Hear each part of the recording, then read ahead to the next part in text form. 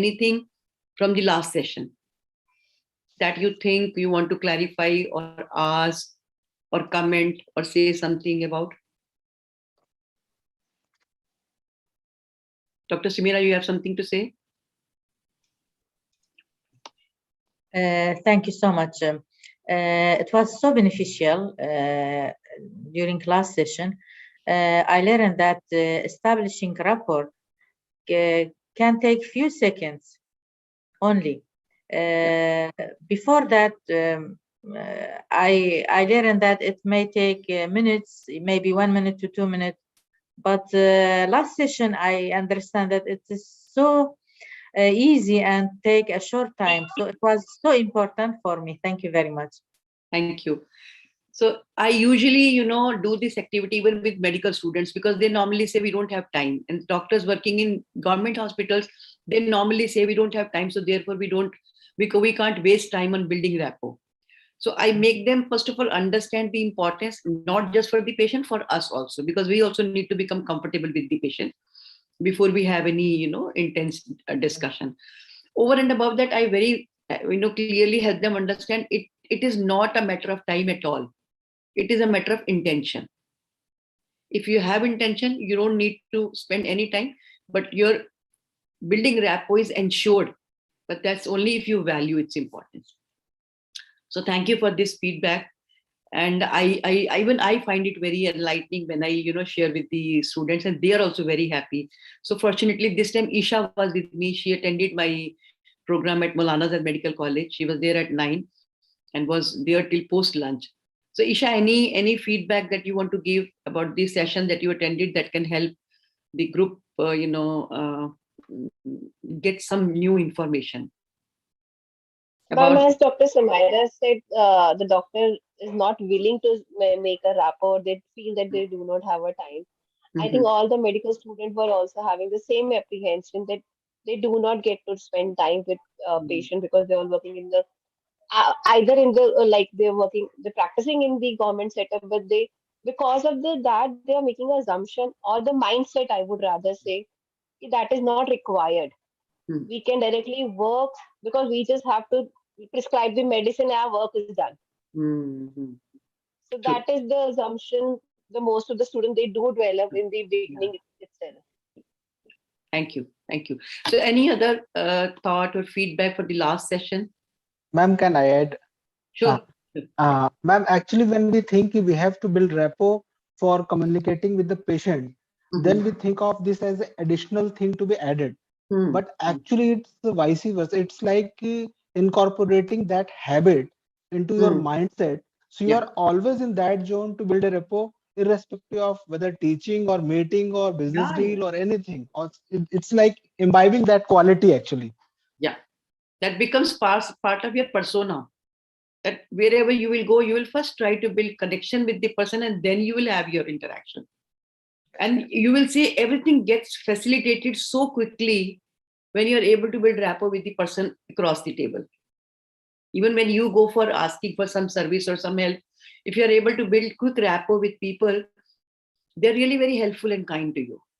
So in Hindi, I always say, Dr. Samira, I hope you get the message that I want to say. Everybody has a Ram and Ravan within them. Ram is God, and Ravan we assume that he is not God and he's devil, Rakshas. But I don't know. He was very knowledgeable. So whom you call, whom you evoke is in your hands. So if you're able to evoke the right side of the person, you get the best of that person. So I think that quality we all have to acquire. Okay, so moving forward, so initial 2 sessions I spent on, first of all, building a ground where we all know that we are here for one agenda, and that is learning to be trainer in healthcare communication. Therefore, I kept 2 preliminary sessions for all of us to be on the same page, because I know all of us are coming from diverse background. Next 2 sessions, that is session 3 and session 4, I'm purely going to focus on 2 things. One is how to design a program, because I want to work even on your training skills. Although I know all of you seem to be very seasoned, very experienced, doing very well in your work, But I somehow have a feeling that if we can collectively discuss this, then we'll have clarity. How do you really design a program? And second, how do you design a healthcare communication program? And also the bottlenecks that you can experience and how do you overcome them? I'll share my experience of last 10 years of working as a healthcare communication trainer, although I'm a trainer for almost like 30 years. But this particular area I picked up 10 years ago. So I'll be sharing my journey with all of you, which will help you see the brighter side of the situation and then use it to your benefit. And then, of course, you will be sharing your experience with me. And the next session, we are going to focus purely on facilitation skills, because some of us are using the skills that we know, but things have really changed, and new technology, new pedagogies are there, which we really need to integrate with our conventional style of teaching and training and facilitating. So till date, whenever get a chance, I attend program to learn facilitation. I spent around 45,000 rupees for just 3 days workshop to learn facilitation from Dale Carnegie. Because though I was training, so I had a feeling I must learn the latest. I must learn from the best. So I attended that. And after that also I attended a couple of more facilitation programs to see how other trainers are facilitating. And till date, I keep working on my facilitation skill. And that's the key to success. So we'll be discussing that in the next topic. After this, all sessions are going to be healthcare oriented topics. Breaking bad news, handing over tools, how do you handle aggressive patient party, then updating the family of a critically ill patient, our communication style, developing communication competencies, all about healthcare communication. So I hope everybody's okay with this plan of mine. This makes sense, or anything that you think doesn't fit here? Ma'am, I would have a certain, like in healthcare setup, there are different set of people, doctors, nurses, support staff, and other. So one thing will be like concerned topics, and another thing, if we could really keep for certain class of people, what will be the key things which we should have in our mind? All that we are going to So discuss that today kind of thing, in because we'll be detail. dealing mostly with those How people. to pitch your program, how much should be charging, what should you keep in mind, everything we are going to discuss today. And any other question if you will have, we'll address that. So this is purely these 2 sessions we have devoted to the training aspect, not the content, but your facilitation skills. Okay. So let me quickly share the, okay, I think I didn't record here. I just start the recording also. Where is, okay.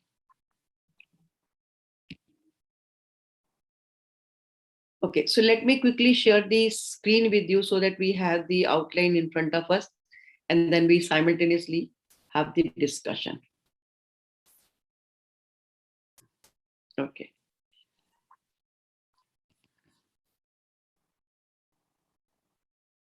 So is my screen visible to all of you? Okay, so as I said, we are going to discuss how do you design a healthcare communication program. So my first question to all of you is, how do you design your program? If you could write in your notebook first and then say, then it will be better. How do you design your program? Just couple of lines. I do this, I do this, I do this. Maybe 4 or 5 points. First write in your notebook and then write in the chat box.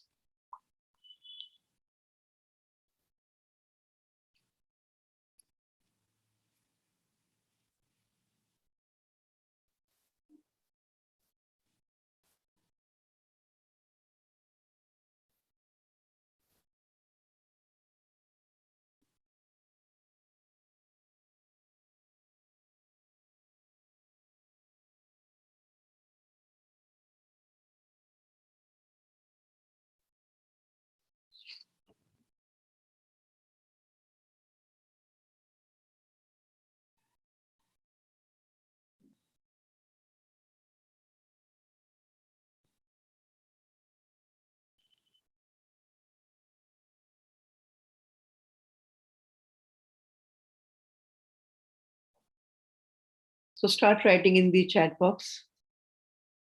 Okay, need analysis, diagnostics. Okay. Okay, you decide on the basis of audience. Keep the audience in mind, which group I'm addressing. Okay. Topic. Okay. Assessing training needs. Okay. Method. Audience. Okay.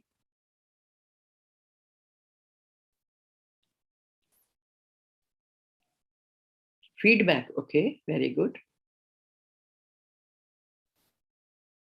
Okay. And if I tell you all this is essential and is part of the designing the program.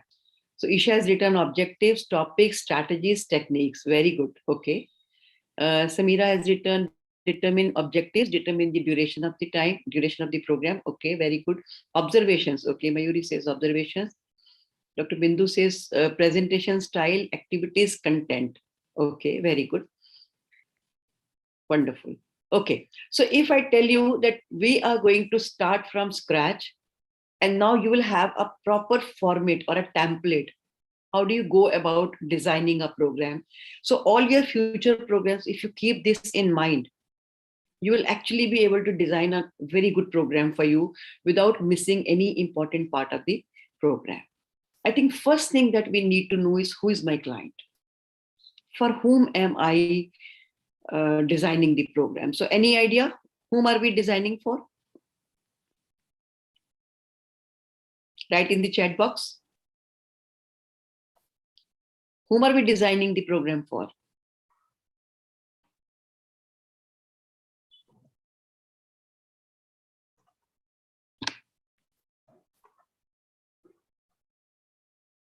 Healthcare professionals. Okay, healthcare professionals. Okay, healthcare professionals. Okay, so all of you think that your client is healthcare professional. For me, it is your organizers and your audience. So usually when you design your program, keeping in mind the audience alone, that is not enough. Your client is actually organizers. They are the one who are inviting you. They are the one who are going to ask you to come and do the program. So your audience needs are important, but your organizers' needs are equally important. So it's very important to remember that my client is not just the audience, but organizers. Now, what are their expectations? So what do you think are the expectations of the organizers? Write in the chat box.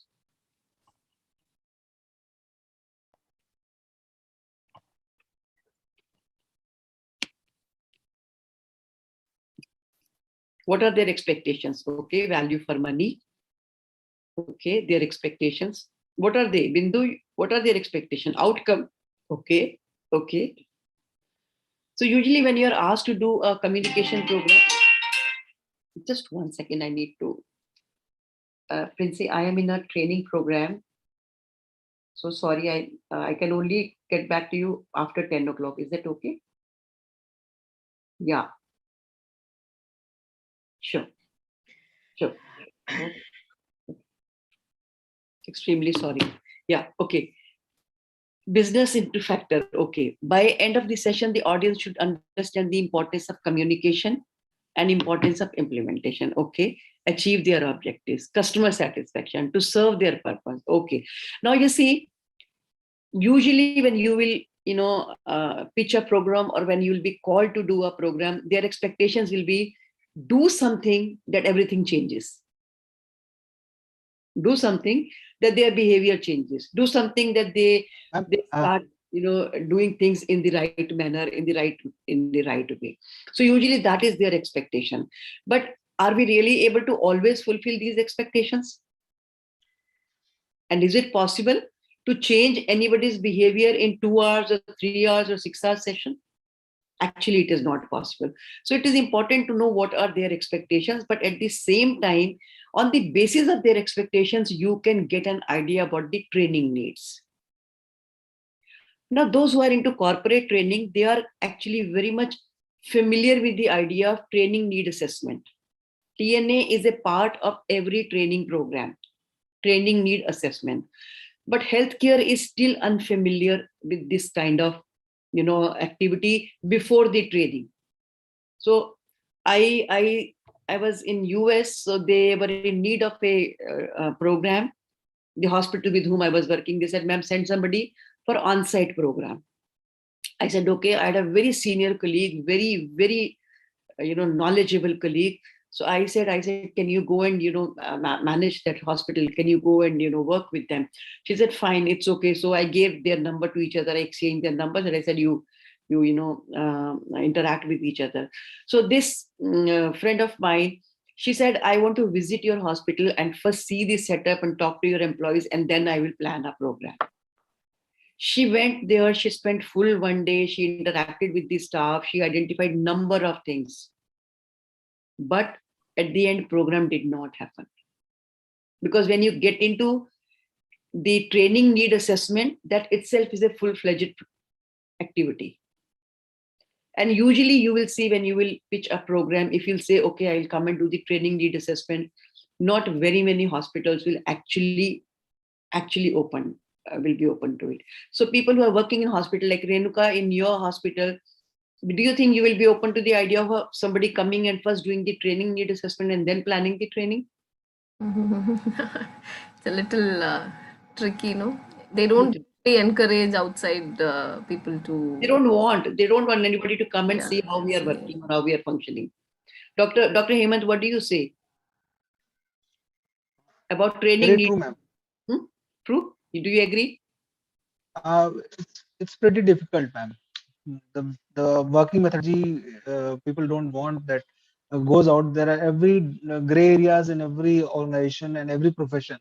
And nobody likes that to be seen. Nobody likes it. It's mostly like, what are they going to tell that you don't know already? So, to call someone, we feel it will fit and they will help us and all. Yeah. And then the thing comes in like, you all know this, no? Why don't you yourself address it? What are they new? Yeah. So, Dr. Samira, I'm sorry. I have a slightly different opinion on this, and correct me if I'm wrong. As generally, that's what I do with almost of my clients, is just understanding verbally as to what their needs are. I prefer to have some kind of a gap assessment, whether it is in terms of the entire standards or it is in terms of a particular training. And once I understand that, it helps me, and this is how I convince my clients, to telling them that to get to actually the ground level of where there is a problem, it is better if we go in for some kind of assessment of the current situations or the way the operations are taking place, and that's how we can help your people to come much up. So Dr. Santuna, any organization going ahead for accreditation, yes, their mindset is very different, because they know nothing about it. So they are completely at the mercy of the consultant, and they know if they want accreditation, the consultant will have to get into the field, see things, and then tell us what to change. But comparing an accreditation process with this short-term training that is either done to bring some shortcut change in the behavior or to meet any crisis. For example, if there has been some violence in the setup, so they have been advised by the regulatory authorities to conduct some training program, or if it is an accreditation requirement that you need to have some training done so that you can show them that certificate, these two are not comparable. I completely understand what you are saying, and that's the right way of helping anybody for accreditation. The first step is gap analysis. But for trainings, they will not open up easily. So I just wanted to understand from Dr. Samira. Dr. Samira, what is the status in your country? Are they open to the idea of allowing training need assessment? I think in public hospital, yes, but in private hospital, maybe they will not. They will not. Yes. Exactly. But at the same time, it is very important to know the training need of this thing. So normally what I do, I'll keep sharing with you. I would ask them, what exactly do you want? What are you looking for? What are your challenges? What behavior change are you looking for? What kind of behavior do you think is not fitting in? So this is how verbally I kind of collect, but I definitely find out what the training needs are. I tell them, okay, share some experiences where you felt that the staff was not able to effectively handle this situation. So I get an idea of what they're like. For example, for one hospital, they said, ma'am, we want you to do a training for our billing staff. I said, what? Oh, they should behave well, they should behave nicely, they should know how to talk, they should know. I said, can you share a couple of incidences that have happened in the past that has brought you to the point where you think your billing staff needs training? So then they shared that sometimes when the patients ask for something, so they don't cooperate, or they're very aggressive and they fight, and they don't handle the clients effectively. So I got an idea what exactly is the challenge. Most of the times, all this will culminate into professional etiquettes and how do you handle your patient well and understanding patient's plight. But then it is very good to know the training needs of the organization, because sometimes it can actually misfire. Now, for example, in one of the medical college, they invited me to do a program, and they said we will be getting a program done by for students of first year, second year, third year, fourth year. I said, okay. He said, ma'am, please come for first year first. Okay, and we want you to talk about Calgary Cambridge Guide with them. I went with all my preparation, and they brought first year students to the classroom. I said, what is this? They're first year students, they've just joined, you have to take a class for them. I said, we had decided that we'll be doing Calgary Cambridge Guide for the final year students. They said, no, our need is that we have to engage these students for 1 month in an induction program because of the MCI guidelines. Now, for first year students, for first 1 month, they are engaged into a kind of induction and orientation and scale up accreditation. Now imagine what I'm teaching them and what they're. So sometimes there can be complete mismatch. So if possible, if you can do training need assessment, nothing less. Now I want to ask you, how helpful is it to know the details of your audience? And what else should you really know about your audience? Write in the chat box, please.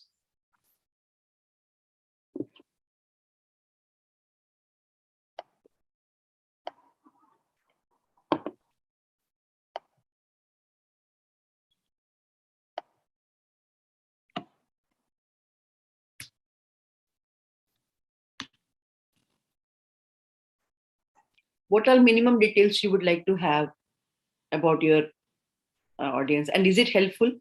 Okay, rural and urban or government. Okay, very good. That's true. Level of reporting, involvement with patient. Okay. Okay.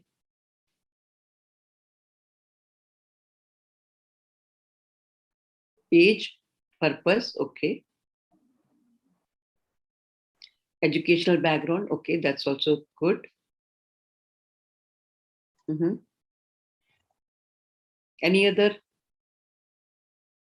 answers? Their current proficiency level in the skill on which they need to be trained. Okay. Students or doctors or nurses. Okay. Okay. Hierarchy and authority. Yes, true.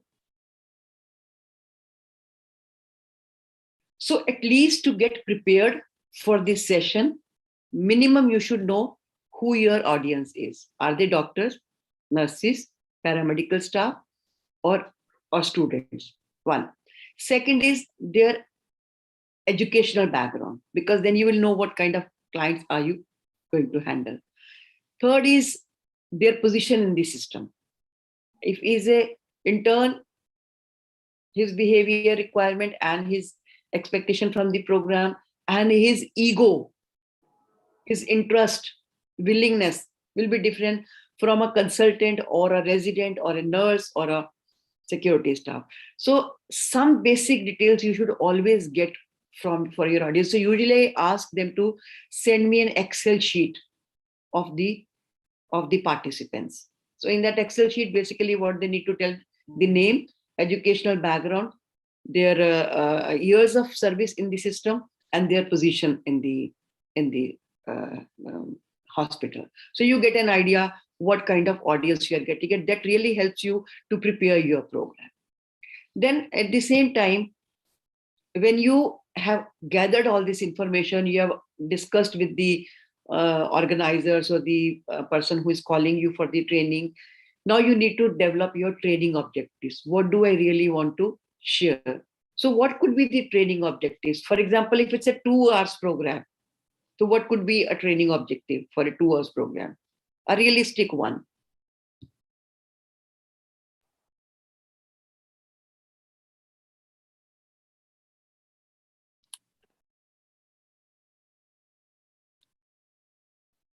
Just establishing rapport with patients. Okay. Yes, and attentive listening, maybe skills of attentive listening, respecting the patient. Okay.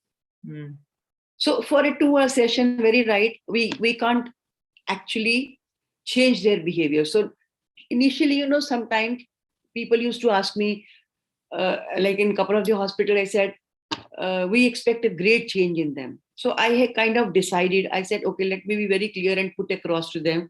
I said, this training program is just to sensitize them. So my training objective is sensitization. If they are going for a long-term intervention, then I say it's a skill building training. I'm going to build their skill. Or it's a behavior modification program. So where we are expecting change in their behavior. So you really need to have clarity on what your training objectives are, because otherwise it will come as a shock to you when you will see things haven't changed. Like Dr. Bindu has written, creating awareness and respective takebacks. Yeah. So that means you know clearly that from a 2 hour session, from a 3 hour session, I can't have very huge training objectives. So those training objectives are really realistic. I would like to add. Yeah. If it is given like the time is the constraint like 2 hours. So in that case, we can have from organizers what actually is the most key area which you would like to address. So it will be different from sensitization. It can be that specific, okay, there are a lot of violence. So we can just focus on how to prevent that.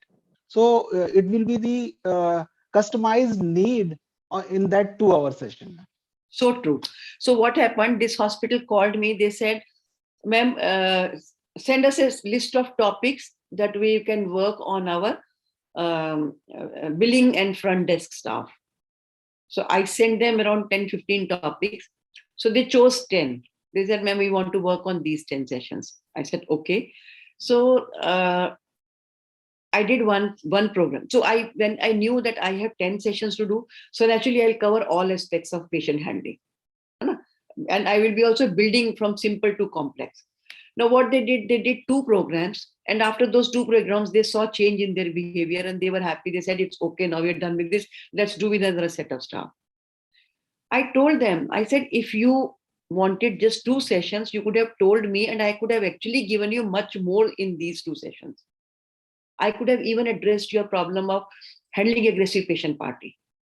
Or in case if you can sense violence, how do you handle that situation? Or something that you think really, really is required. So very rightly you said that if you know that you have only 2 hours, then you would know that I have to give most important thing in these 2 hours, because I don't know if I ever will be able to meet these people again or not. So this is now what I do. When I have a session and I feel, I don't know if I will be able to meet them once again or not, let me give them the best so that they are empowered with the right knowledge and skills. So I agree with you.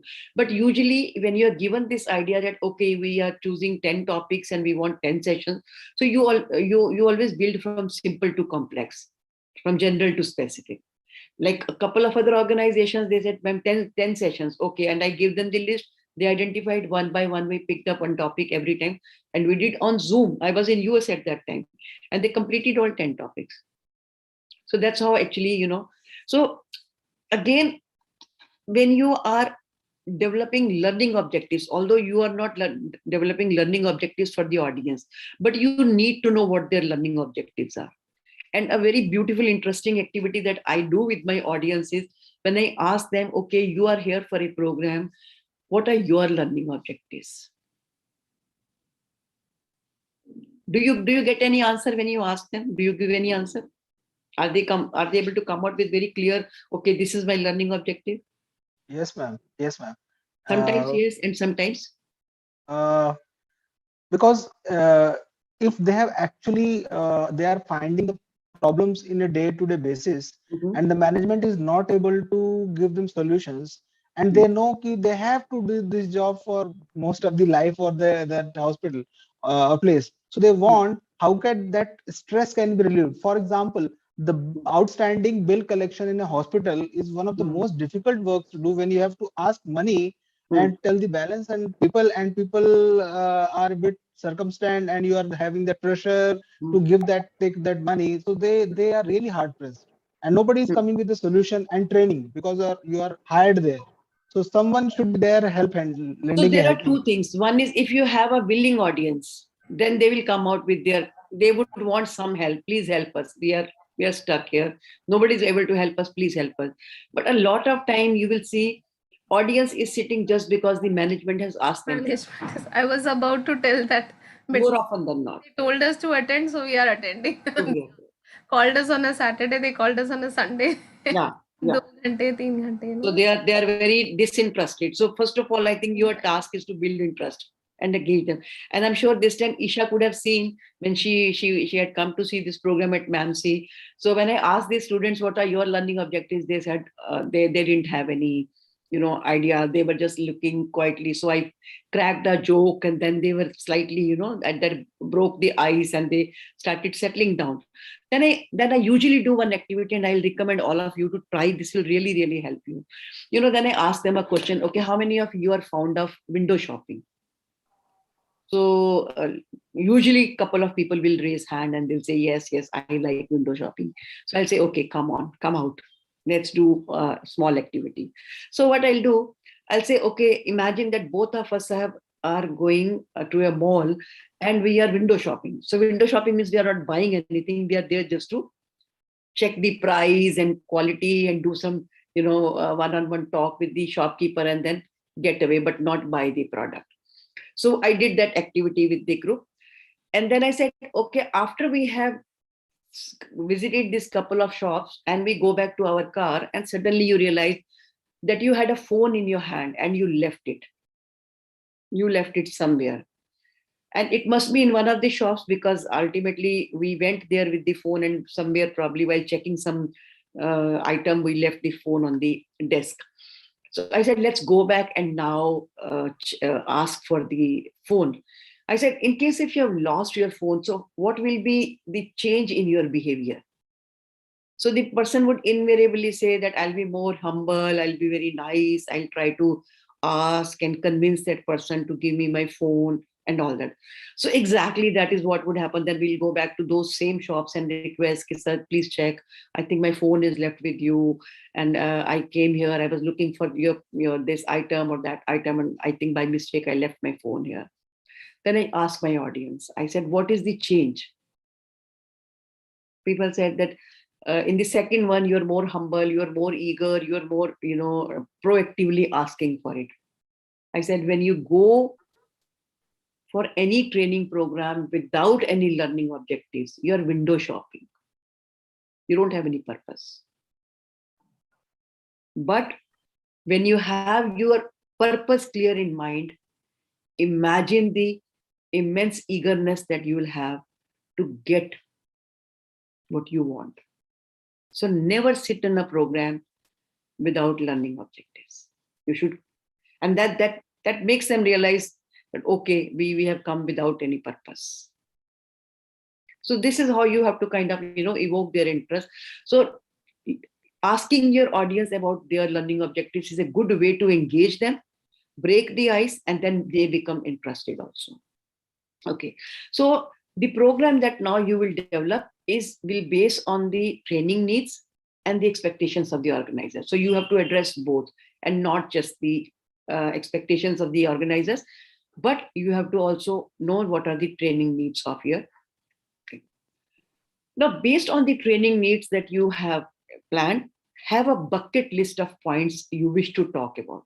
So naturally, if you are a trainer, you will always think, okay, if I'm taking a session for front desk staff, I have to talk about this, I have to talk about this, I have to talk about. Does that happen with all of you? Does it happen with all of you? Do you make a bucket list of the points that you want to talk? So what I do, I use this tool called eDraw Mind Master. You can note down. eDraw Mind Master. So let me show you how it looks like.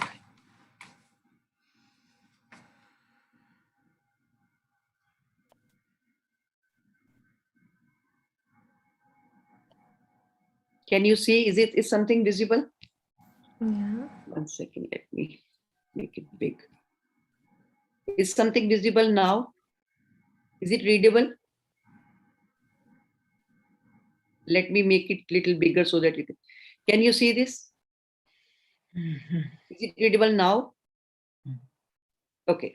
So what I do, I write all my points on this. This is a free tool.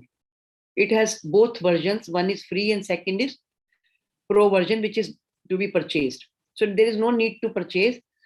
This you can download from Google Play Store. So this is called eDraw Mind Master. So what I would do, I would first, whatever points I want to add, I will just go to floating point, bring it here, write whatever I need to do. Once I have written all the thoughts that I have about the program, then I will try to, I will try to put them in order like this.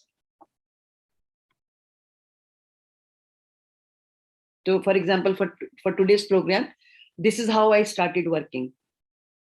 I would do a little bit of R&D, and then whatever thoughts I have in my mind, I will write in any order, because when thoughts come, if you don't note them, you would forget them.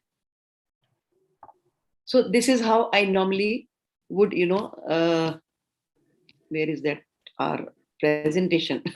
Oh my goodness. Yes, yeah. So based on the training needs, have a bucket list of points that come to your mind and you think you want to talk about. And use this eDraw Mind Master as a tool to note down so that you don't forget anything. Now, after you have done this, now then create a flow in the content. Something will go in the beginning, something will become the body of the program, and something will come in the end. So try to. So I just want to ask all of you, is it making sense? I hope it's not like you know it and I'm just trying to tell you. Is it making sense? Yes, ma'am. Yes. Okay. Thank you. Because it shouldn't happen that you already know and I'm just trying to, I'm just repeating what you already know. Okay. So create a flow in the content. So once you will start writing, so a lot of time what I do, I would go to, 1 second, I'll show you what I do. Then I actually would write this in the slides. But after I have done it, so what I would do, I would,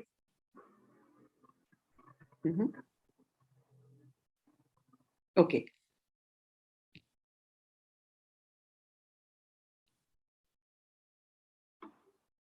Then I would have my slides in this manner. And I would actually reshuffle them to bring them in order.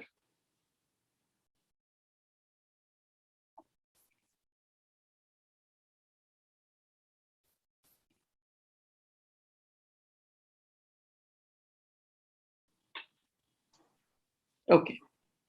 So once you have created the flow in the content and you can put them on the slideshow, now develop or customize your training pedagogy. Of course, we will be talking in detail in our next session about the training pedagogy. But you really need to have a good, rich mix of, pedagogy, because we are dealing with adults. We are probably dealing with uninterested people. We are dealing with people who are just, you have been forced to come and sit in the audience auditorium or training hall. So you really need to have a very rich bucket list of activities. So these activities could be role plays, questionnaire. I'm not able to read this. What is okay? Experience sharing, storytelling, rapid fire round, puzzles, group activities, videos, or anything that comes to your mind. It could be anything. It could be anything. And always have variety. Always have variety, so that you actually are able to, engage them through this. And every activity should have a very clear message. And with every activity, very clearly you have to tell them that we are doing it in a fun way, but it is not funny. Every activity has a message. Every activity has a purpose. So we may be doing in a fun way, because fun way we learn faster and we enjoy and we remember. But no activity is being done, to waste time or without any purpose. So have a bucket list of activities. Now integrate these activities with the flow of your content. So I'm sure you will be having a list of activities that you can write down on one column. And every time with time, you will have a couple more activities or more, ways to engage your this thing. So from that, you can pick, okay, I can do this here to bring it here. Slowly on this spot also, you will have idea, okay, I can talk about this here because this makes sense talking to them. But initially, I think when we make a plan, we need to integrate activities with the flow of the content, because we have to make every activity, every, issue or a content interesting and engaging. Simultaneously, now you need to develop your course material. It could be a handout. For a 2-hour session, it could be just a handout, 1-page, 2-page handout. Just key points, carry home message kind of a thing for revision purpose. For a larger program, for example, if they hire you for a bigger program, you could even give them handbook. But let me also tell you, usually content doesn't matter. I remember the program that I did with Dale Carnegie, they had very beautiful printed booklets. Normally, when you see such programs and such booklets, you feel, okay, let me have this copy. This is very important and I will refer it later on. In the 3 days time, our trainer did not show us even one slide. Not even one slide. Can you believe this? And he did not even open that book once. He said, this is experiential program. I'm not here to show you presentations or content reading from the course book. But yes, it's always good to have your course material, because, like, for example, for this program, the course material now I have given is like a foundation for you. You can grow and change and modify and do whatever you want to do. After this, don't forget to develop your pre-test, post-test, and feedback. That will give you an idea about at least change in their attitude or knowledge, if not in skill or behavior. Pre-test and post-test will give you an idea, is there a change in their knowledge level or at least attitude? And feedback is for us, because we need to know, how have I done? So do you time your sessions? Do you time your sessions? And how precisely are you able to complete your session on time?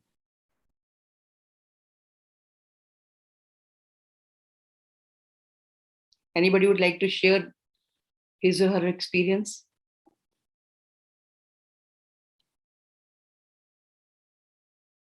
So I'll share my failure experience.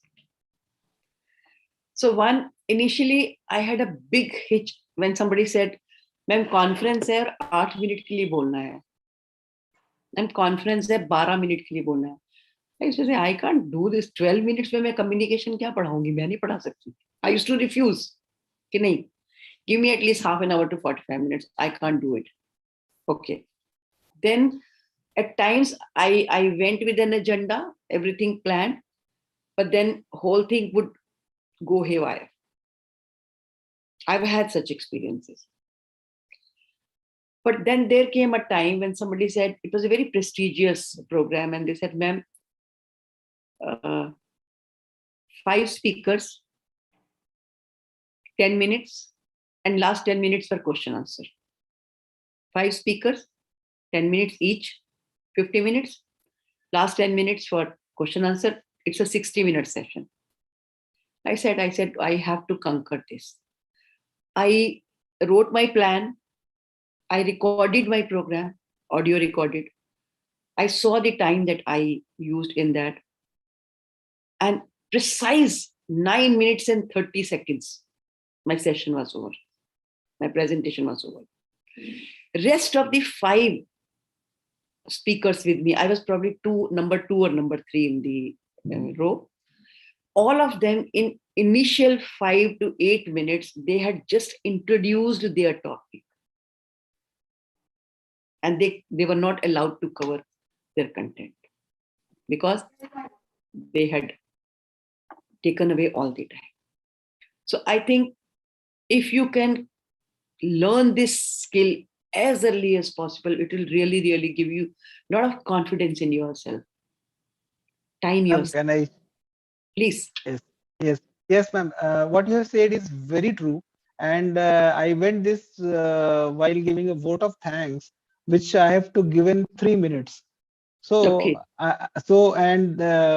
He was a very senior person in the government sector. So in 3 minutes, I have first written all the script about his career and something. And then with time, I have to take this thing. And then when I was going out, then I've done editing. And by 2 minutes, 45 seconds, the whole thing was done. And then I have done this in the exactly that manner. Exactly. So that was done with time. And so I truly believe. What was the feeling? It was like you have been given a challenge and you have to edit time and you have to be on time, and what kind of important things you have to cover, what you have to leave out for that session. And that was a wholesome experience. Very true, very true, very true. So I think this is one thing that we really need to be, very, very precise about. Whatever time you're allotted. Recently there was a conference on simulation. It was an international conference. And then I was said that, ma'am, you have 20 minutes time. 20 minutes means 20 minutes my session was done. Then others, like they took 10 minutes extra, 5 minutes extra. Organizers had to remind them, ma'am, please cut down, ma'am, please cut down, ma'am, we have next speaker waiting. Nothing doing. You really need to learn this if you want to be a good trainer. Time your session and finish on time. Then execute your training. We'll be talking at length about it, but just I'm talking about the phases of training. After you have done the execution, take feedback. Don't forget to take feedback. And that feedback has to be taken seriously because you need to go through the feedback. So again, if 80 to 90% of the people are okay with your program, you're good to go.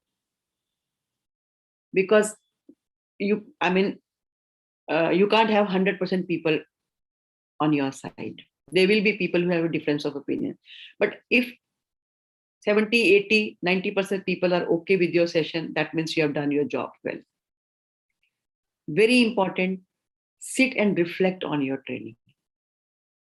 So mostly after every time I finish my training, I'll write a paragraph about how did it go, what I think I did well, what I need to change, what I need to modify or add or delete from my content, or focus more, or end differently, or start differently, whatever. So after almost every training, I would sit and write a paragraph on reflecting, because that's you analyzing yourself, evaluating yourself. And that there cannot be any better critic than yourself. Because when you do it objectively, your gut feeling tells you how well you have done. Okay. Now this was about just an outline of how do you go about designing this program or any program for that matter. But things to consider while designing each session, when you are designing each session. One, give me 1 second. Okay. As I said, who is your audience? If it is doctors, nurses, paramedical staff, front desk staff, very important to remember whom I am talking to, because everything has to be customized as per your audience. This is very, very important. Second, audience size. So preferably when they ask you what should be the audience size, even if you are charging per participant, I would still say, please don't keep more than 30 people in a on-site program, because these programs are hands-on training. We need to involve them, engage them, make them participate. So if you'll have more than 30 people, it will become unmanageable for you.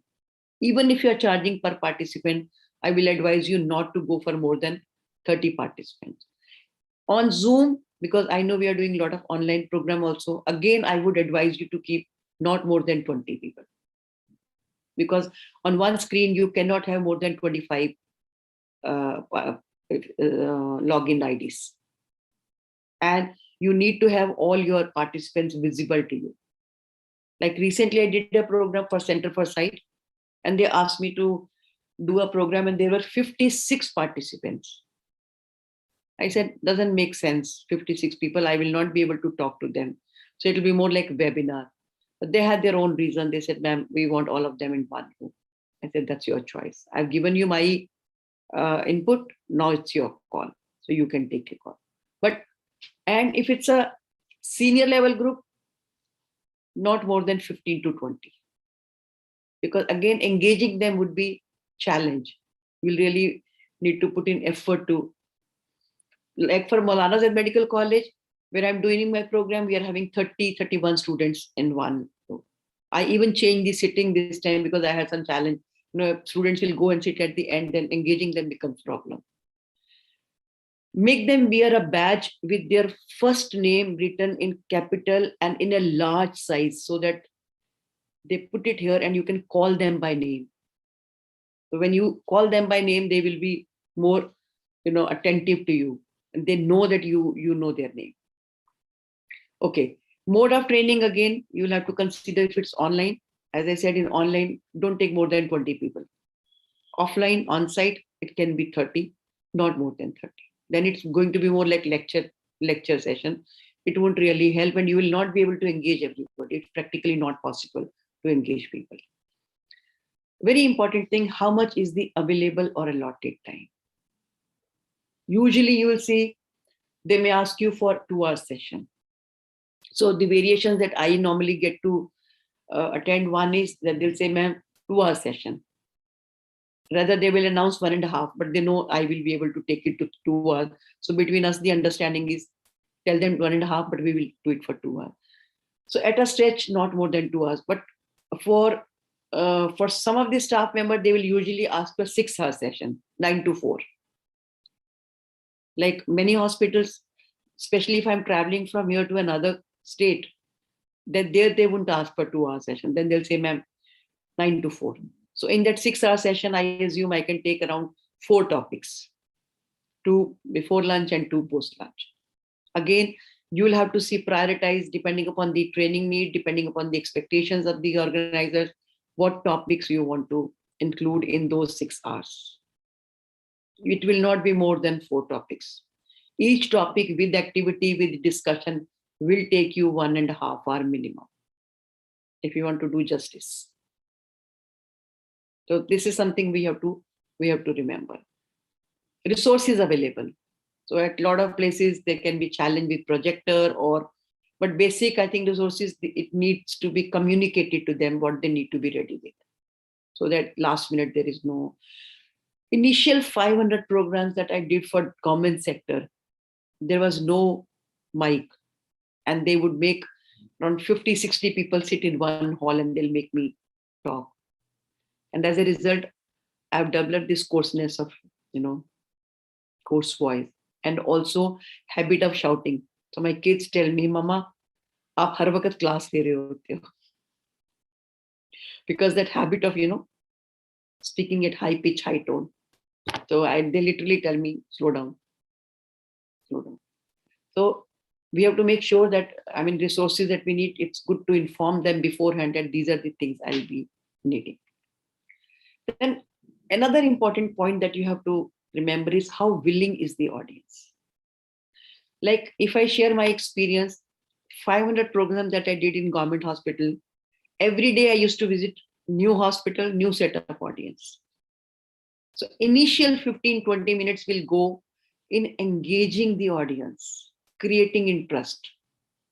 So you will have to integrate something with your program that can at least ignite some interest in them.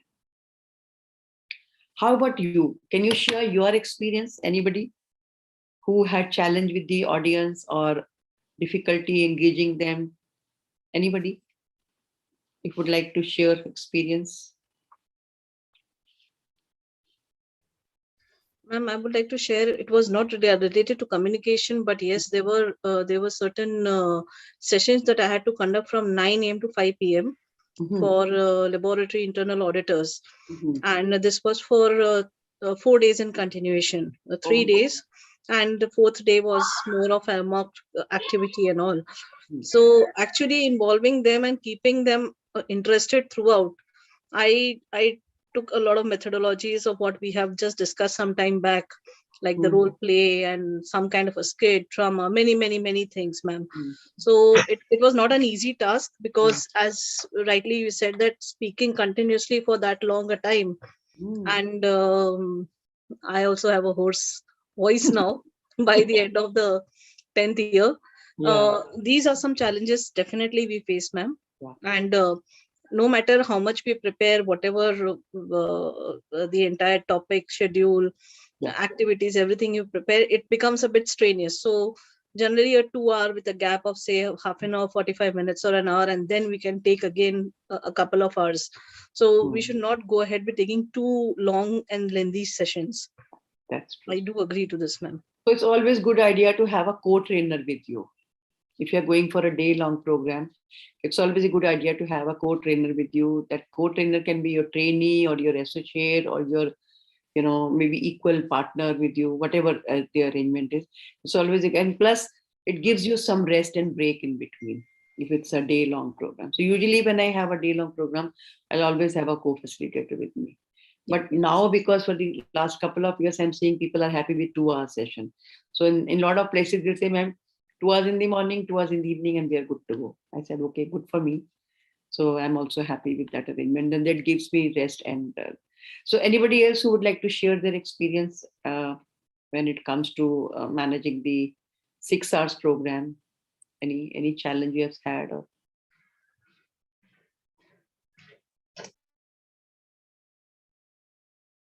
so, Dr. Samira, what is your schedule when you're teaching your medical students? Thank you very much. Actually, I only made a program for medical students, and each time I involve them in a Viber group before the starting of the session, and I ask them what are the problems between health professionals and the patients, and each one write his opinion. And at the start, the beginning, when I start the first session, I give them the problem which are evidence based. I said these problems are all over the world, not only in our hospital. So this make them to think that this is important subject. Yes. Yeah. Thank you for sharing. Anybody else who would like to share their experience of training and if they have seen any challenge in training?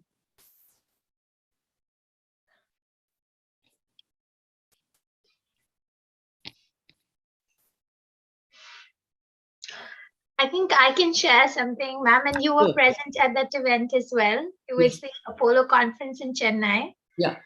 And I think the mistake that I made was that I did not check whether the organizer, the Apollo College, had received my slides. And I realized that they put up a previous version of the PPT that I'd sent just as a demo. And then I had to sort of just give a lecture, but it was really hard to engage the audience, and everything that I planned went haywire. So whatever I could just think of in the moment, I spoke about it for about 30 minutes, I remember. And then I think the next session was Alex from UK. And I remember him doing a fantastic job. You were the preceding speaker, so mine was the dull one in between. No, not that. Yes, it was. So I'd gone to Kochi for addressing, for delivering a keynote address. So I think there we met Gurleen. I think that was the first time Yes, we met. yes. Yeah. And following that was, I think following that event, we had another one in Chennai, in Apollo. Okay. Yes. No, I had not come to. Acha. You were. I remember she spoke about importance of healthcare. That's when I actually came to know about, because they introduced you and your qualifications. That's when I sort of understood the depth that you have in the subject. Thank you. So a lot of time you will have audience that is not willing. They are not prepared, or they have been asked just to sit in the hall. They come without any purpose. So I think an initial effort has to be made to engage your audience, and very important is to help them see what is in it for me. I think I made you right last time also. If you can create that hunger, if you can create that link between what you are going to say or do with them, is going to really benefit them personally, individually, they will be willing to engage with you.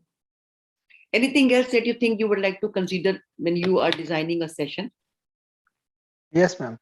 Yeah. Actually, it's like one aspect is what the organizers need from the session, and another aspect is what you actually want to have from that session, because you are also there to make your presence felt, obviously. So it's like similar to a role in the movie of 15 minutes or 5 minutes, and if you are able to leave your mark in that small cameo, and it will go a long way. So making your presence felt, your style of teaching, your style of training, and where there is a lot of things, so that is also important. And how well you are able to connect with that audience, that even the audience give recommendation to the management that we need to have a trainer like we had. So that is also one of the points you should have in mind. I completely agree with you. You really, I think I've kept it somewhere in the future slides. You'll see that your work should speak for you. I mean, all these years, I don't remember even once if I have gone and asked you, okay, give me work. Never. It's always people who have called me, or they have talked to me, or they have emailed me, or they have messaged me, or if they met me somewhere on the way, they said, "Ma'am, we want to work with you." And then I kind of, engage with them. On my own, I don't think I've ever called anybody and said that, okay, I want to work with you. So tell me, how can we work? So that means your work should speak for you, and you have to really create your own space. And the best thing is that this is an uncharted journey, uncharted path. So there's a lot of scope. There is a lot of scope. Only thing is you need to have that confidence that I can make it. I can do it. Now I've written some questions to ponder before you complete your master trainer program. Because if you go back without answers to these questions, then I think either I will be failing in my duty, or even your journey is not completed. So I think these are a couple of the questions that we really, really need to discuss before we consider that, yes, we are ready to take the plunge. My first question is, what kind of programs can we offer in healthcare communication? So I'm going to share a Google form with you.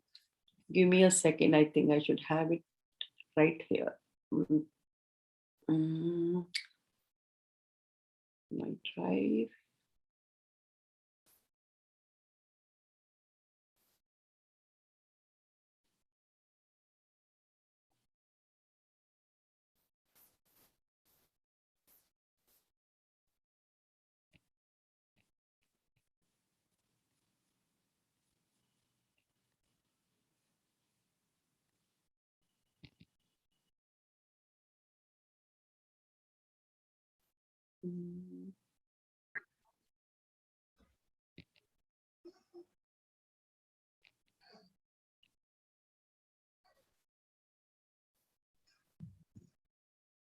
Sorry, ma'am, I just missed. There was some technical glitch.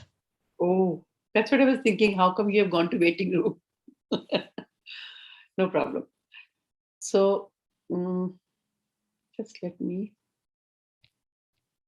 I'm going to share the Google document with you on which all of you will be writing from your side. Let's see if it works. If it works for all of us.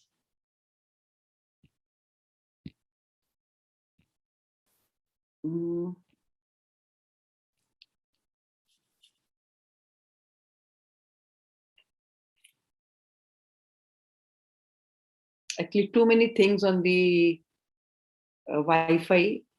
That's why it's taking longer to load.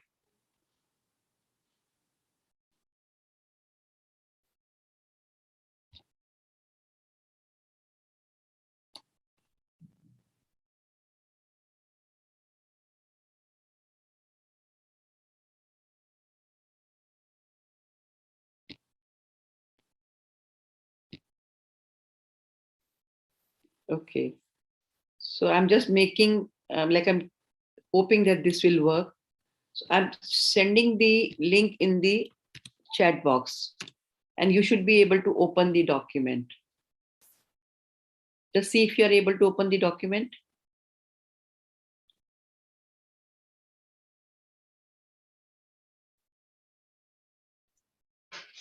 No, I cannot, ma'am, because it says access denied. Okay, 1 second. Let me check. Somebody is already there. Dr. Santwana is there. Just check once again. A couple of you are already there. Yeah.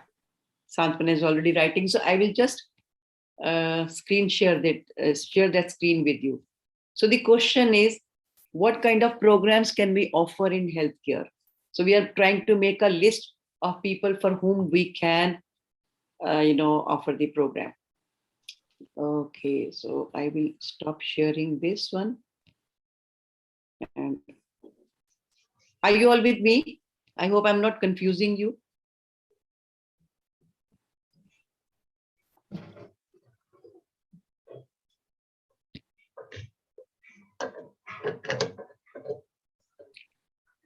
So this time you are able to see the other desk.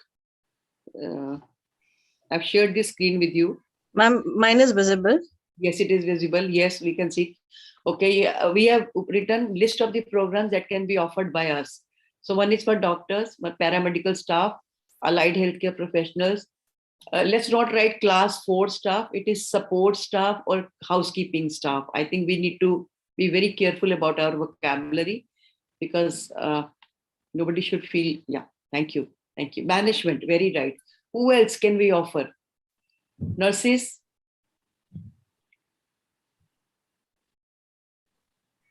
Others can write? Ma'am, they are part of the paramedical only we are considering? No, nurses are not paramedical. No, we would not put them in that category. No, okay. No. Medicine, nursing, and paramedical. Yeah. Pharmacist, ma'am. Yes, pharmacist. And front desk staff. Front desk staff. Yes. Yeah. Casualty staff. Okay. Casualty team, ma'am. Okay. ICU doctors, ICU team. ICU team. I've recently been approached by a very prestigious hospital of Bombay that they want a program for their ICU doctors and nurses. So I have pitched that program for them. Let's see if it works out. Okay, ICU team, management, front office, billing staff, security staff. Okay. Who else? Are you able to read? Emergency team. Emergency, very good. Emergency.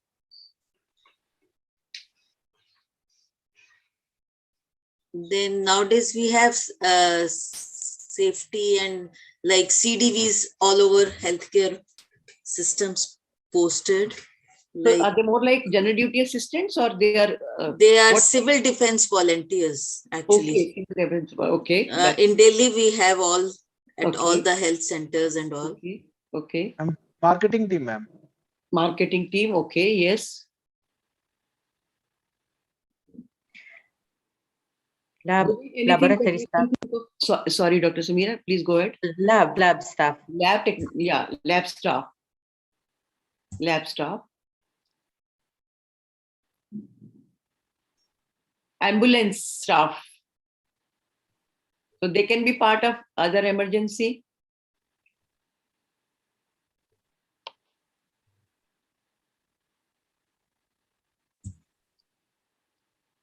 Medical students, nursing students, dental students, physiotherapists. So you can write medical and nursing and dental and rest. You can say I can club in one. I have done number of programs for even dental students.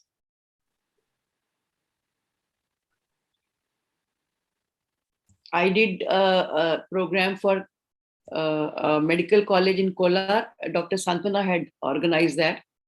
And I did a 2 days program, it was, Dr. Santana. I think just before the COVID situation. COVID situation, ma'am. Yes, ma'am. Yeah. And that was, I think so, for the students, for the medical students. Final year students, medical students. Yes, ma'am. Yeah. And we received a wonderful feedback from them. I don't know if they've shared with you or not. Yes, ma'am, they have, ma'am. They shared with me also. Thank yes, you. ma'am. So I think now you have a complete list. Gurleen, can you add something, because you are dealing with the different set of healthcare professionals.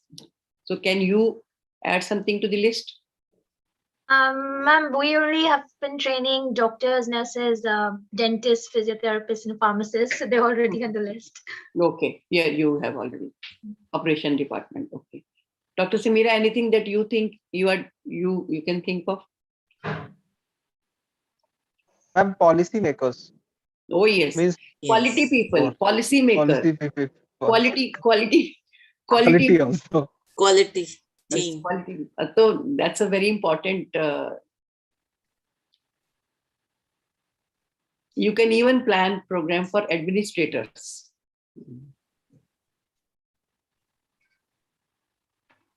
So this place, Isha was with me when this discussion was going on with one of the gynecologists, very senior gynecologist. She's director professor of gynecology, Malana Medical College. She said you need to take one session for the faculty of medical college, because they need to be first, really taught how do you go about handling patients, so that their students learn from them in the right manner. So you could even consider faculty of medical, dental, or nursing college. So you have a huge list. I think this should open your mind to the idea that you can pitch your program to so many people. You can copy, paste with you, or I have already shared with you. So this is going to be with you. Like you can Bindu, anything that you can think of, or you think you want to add?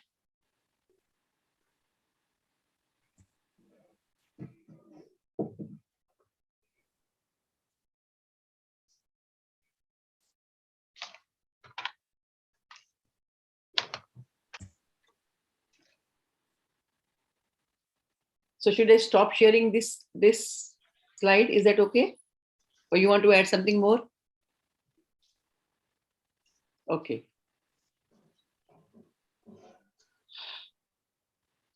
So you had some idea about what all we can do, what programs we can offer. Okay, I think Renuka has shared the screenshot. Am I right? Smart. Very good. Very good. That should be the way. That should be the way. I think Isha had written she missed few points. I thought I'll also keep it. Phone is nowadays very handy. Oh yes, very good. Yeah. Okay, so there we are. So now you have an idea what all, who all can be your audience, or what all programs. Now, one more thing here. What are the programs that you can offer? Actually, this answer is for the audience, but the question was, what are programs can we offer? In healthcare communication. One is communication. Second is interpersonal skills. Then Professional etiquettes. A lot of time you will be asked to train the staff. Like for one organization, they asked me to work with their team of people who were handling the front desk and the patient, coming to the clinic. So it was attending phone calls, emailing, professional etiquettes, handling uncooperative patients, everything, almost like 7-8 topics they had identified.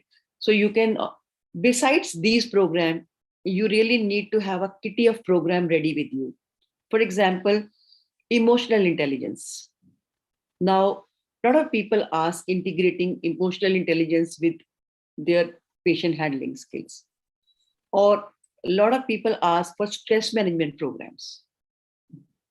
Or I have seen people calling for creative cooperative synergy at workplace, especially with the team. If I remember correctly, I think Mayuri or Beauty had pointed out that we want some session on team building. So a lot of hospitals will ask you this, that the interprofessional communication is not good. People do not treat each other well. So can we have a program on that?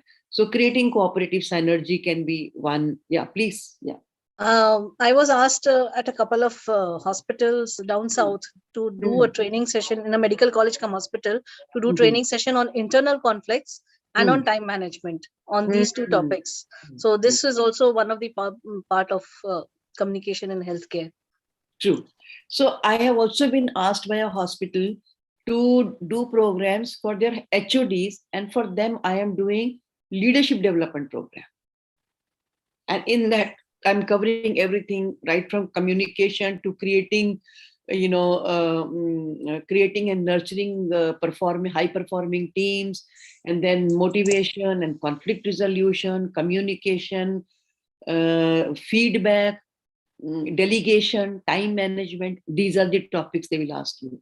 So whenever you get a chance, do attend such programs, add to your kitty, because that will help you in increasing your horizon. They'll ask you a lot of time that we want a program on stress management, time management, crowd management. Sorry? Crowd management, like crowd in OPDs, emergency wards, and in different centers we have. Yeah. So you can have, but then you need to first be trained to train them. Always remember, when you say that I can do this program for you, then you need to really be really good at it. Only then you should offer a program. Never offer a program unless you have done the program yourself. Then it will be more like a raw deal. Okay. So this we have discussed who all can be your audience. We have talked about a list of topics. Again, as we said, you can talk about communication, you can talk about personal skills, you can talk about enhancing patient satisfaction, you can talk about handling aggressive patient party, uncooperative patients. So you can be asked anything. Now, this hospital that has asked me for their ICU staff, they said we want 10 topics program. So few topics on the healthcare communication with the patient and family, and few topics for the team for their better coordination. So you can be asked to do something like this. Now, some of you may be wondering, some of you are already into training, so for you it may not be difficult. I'm sure you'll have more ideas and you'll be able to build on that. But many of us are fresher, are new. So maybe we will have a little challenge in thinking, how do you start, where to start, how to gain confidence. What will others say who are already in training? What do you say about it? Where to start and how to gain confidence?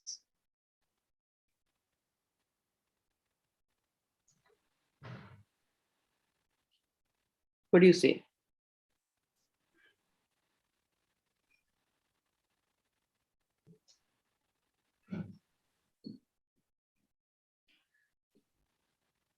कहाँ से शुरू करेंगे, कहाँ जाएंगे, confidence कैसे आए?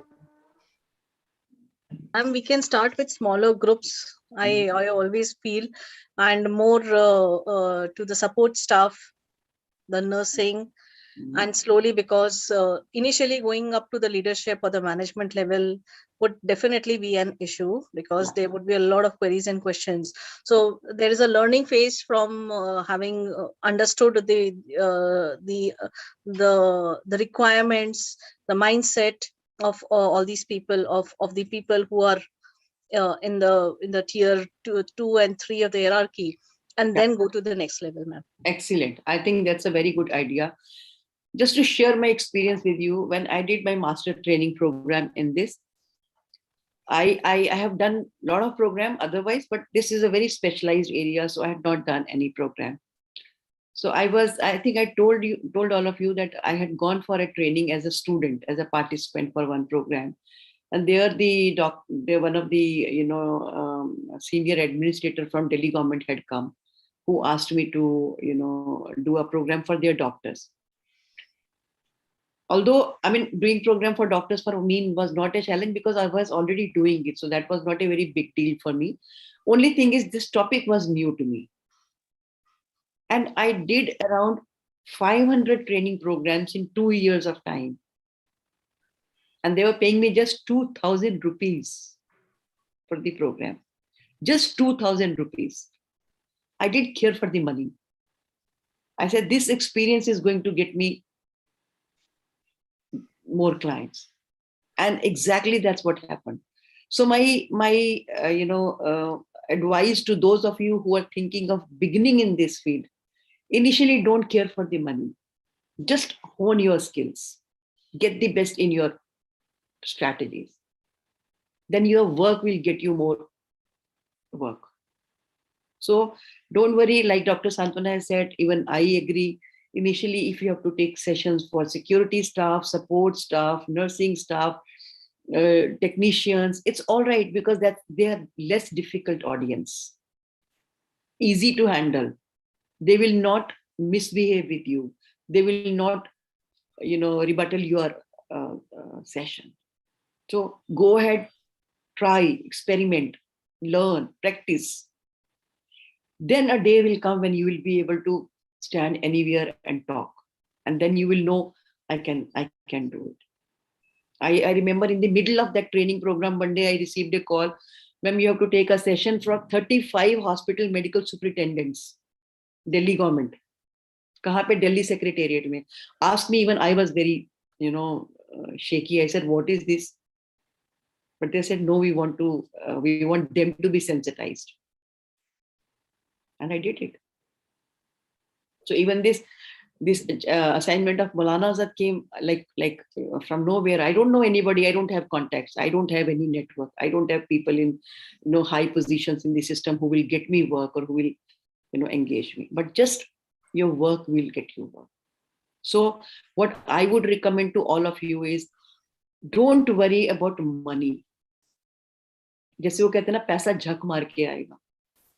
Just work on your content, confidence, facilitation skills, and start wherever you can. 5 लोग, 10 लोग, 15 लोग, 20 लोग free में, थोड़ी payment पे, go ahead, do it. Then you can, have your own, terms and conditions.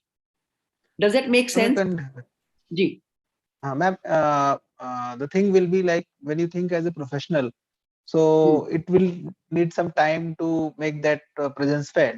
Yeah. So as Dr. Santuna said, and you also had your views, start with those kind of stuff. Another dimension which we can add is, ma'am, we can start from an amateur to building up. Like people who are in healthcare sector would like to listen people who have been already in the healthcare sector, so they understand that these people know our problems. So yeah. So the needs are different, and when you have that experience behind you, that you have been part and you have been trained people from hospitals and setups, so they are able to find, yes, you have that backdrop. If you didn't had that backdrop of hospital, the normal thing is, expression is ki you won't understand. No, you have no idea how terrible patients misbehave and how they can resort to things. So that is also one of the. This would actually, what Temanji has said is right. This is actually a big challenge for a lot of us who would not be from the hospital background, ma'am. Yeah, but at the same time, if your subject knowledge is sound, you can quieten them in few minutes. मैं एक बात जानती हूँ. I remember this was, said to me by my husband almost like 30 years ago, and this still, sounds like just yesterday. So there was a professor, assistant professor who was AIMS passed, MS from AIMS. She did her FRCS. She came to my husband's department where my husband was doing his post-graduation. He said she was a young lady, and joined as assistant professor. And they were all old and senior people in the department, professor, head, associate professor. He said, कुछ लोग ऐसे होते हैं जो दूसरों पे भारी पड़ते हैं, और कुछ लोग ऐसे होते हैं जो दूसरों को हल्का महसूस करा देते हैं. So हमें किसी पे भारी नहीं पड़ना है. With your knowledge, with your subject knowledge, with your confidence, with your experience, with your expertise, you don't have to prove to anybody that I know my subject. You don't have to say I smell good. You have to smell good. That's all. This is what I feel. और काम करोगे, कुछ आपके काम की तारीफ भी करेंगे और कुछ क्रिटिसाइज भी करेंगे. सबके साथ होता है. वो मेरे साथ भी होता है, वो आपके साथ भी होता होगा. Ma'am, can I share one example? Sure. Most of the people in India are watching cricket and related and expertise. So when you commentate and there are a lot of people, so Harsha Bhogle ji is a great case study in this matter. He has played just in to his college level. He has never played Ranji or India team or international cricket anywhere. But and he sits along with all those greats, Sunil Gavaskar and other great people, while he does his commentary. The beauty of the fact is he is the most respected commentator and knowledgeable person, and he is from management background and engineering background, and from IIM. So and he is respected a lot, and at times the beauty is he never offends anyone. And when we observe, he never offends anyone, and he gets through his knowledge, and he's respected for that, ma'am. So that is one of the case study which I am a management student. I always have that case study from different fields. Yes. I think one thing that we have to remember is you have to just work in your subject area with great dedication, passion. So one small story I'll quickly say here and then finish this discussion here. There was a program, 1 minute. Dr. Samira, have you heard of this 1 minute program? So this program is, in this, you are given an activity to do something in 1 minute. Like, for example, you are asked, how many balls can you pick from this place and put in another place in 1 minute? So there will be, people who will be competing, and somebody will put more balls and somebody will put less balls. So there was a competition on how many bananas can you peel. So you will see some people who will pick up one banana and they'll keep peeling even if it is difficult to peel. And you will come across people who would pick up a banana, and in case if they find this banana difficult to peel, they will throw it away, pick up the other one and start peeling the other one. What I would recommend to you, spend all your energy and efforts in the direction that brings result. People who criticize or talk negative, or even I have had a couple of experiences where they literally challenge me. It's okay. That's one odd session. Hundreds and thousands of people liked your program. It's your desire. Where do you want to focus your energy? If you look at the criticism, that's going to demotivate you, demoralize you, bring down your motivation. It's okay, accept it. All 100 people cannot, endorse my work, and I don't need to get that. That's my way of functioning. So I would say the same thing. Focus on people who think like you, who work like you, who appreciate your work. You appreciate their work. You admire them for their good work. Go I mean, go and get along with them rather than focusing on people who, there are people who still criticize my work, who criticize my this thing, but that's okay. I can't help it. I can't stop them. So we should have another 10 session program where we talk about the management topics. So there Stephen Covey's story will come. Where should you be focusing your energy? Circle of concern and circle of influence. Okay. So now coming to how to pitch your program. How would you do it? I want to ask you. Because honestly, I've never like kind of pitched my program. I want to ask you, I want to learn from you. How do you pitch your program?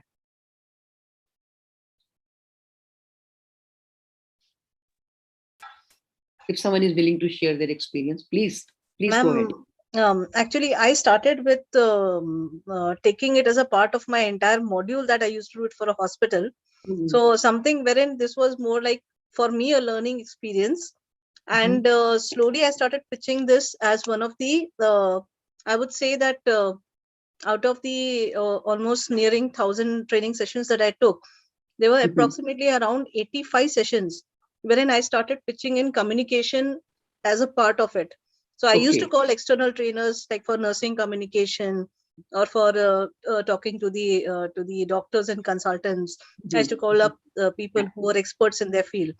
But this is how I started putting in and helping the hospital. And they could find that there was definitely a difference in the attitude and the approach of the consultants and the nurses post the program. So I think one can try something like this. Any other idea, if anybody can think of?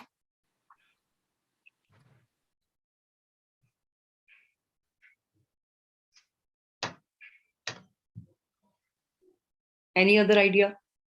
Though I have never pitched, but my daughter has her startup. Her friends they talk about pitching.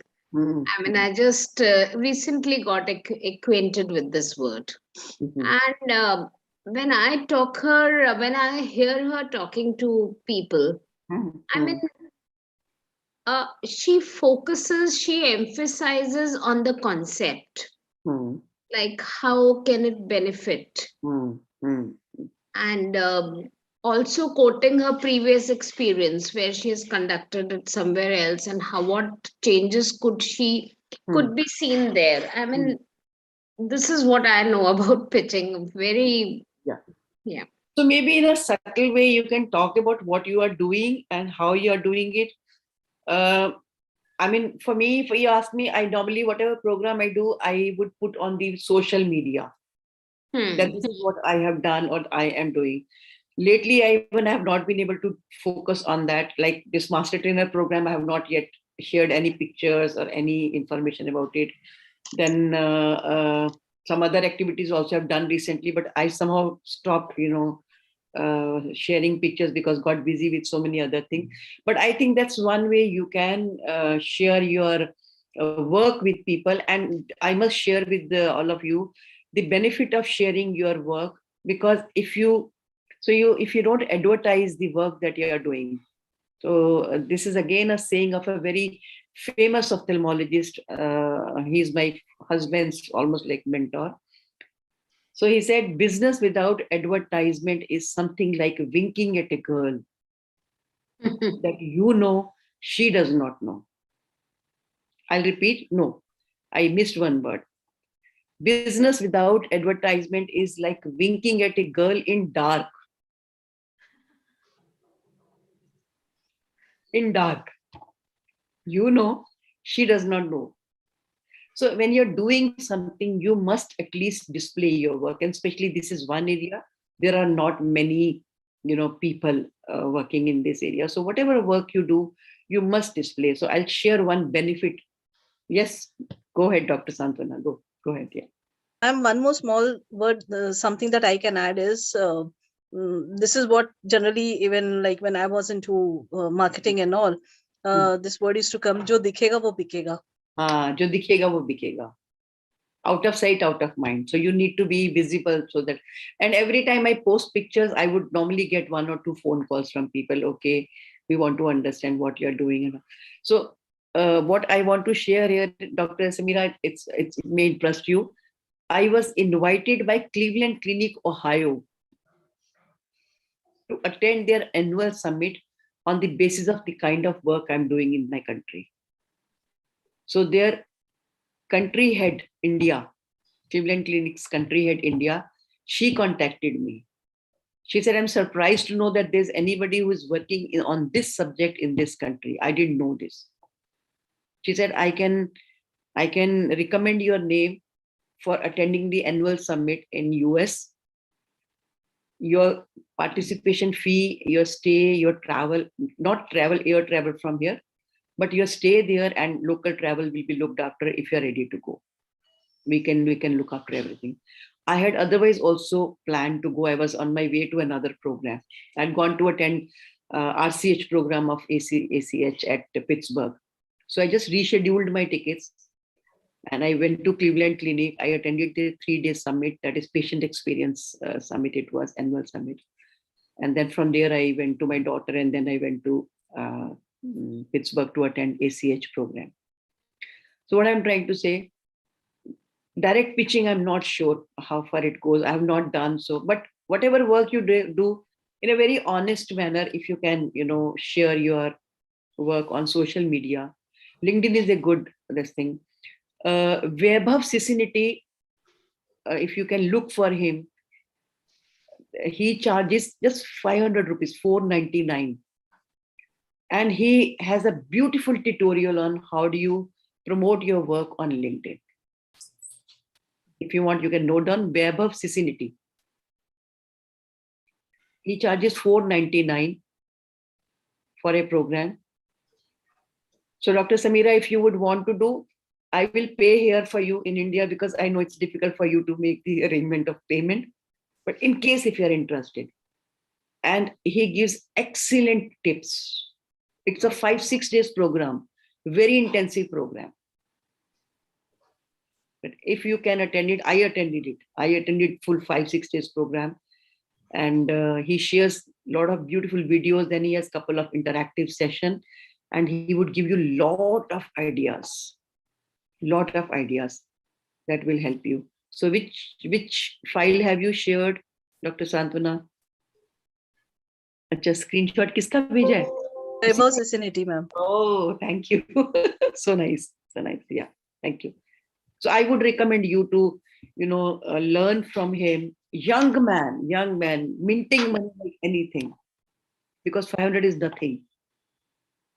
500 is nothing. Anybody would go for it, and he would have 1,000 people attending that program. Basically, that's a base program, and then from there he picks up people who would go for long-term working with him, and he charges hefty money there. But you don't have to go for that bigger program. This small one is enough for us. So you can consider it. Okay.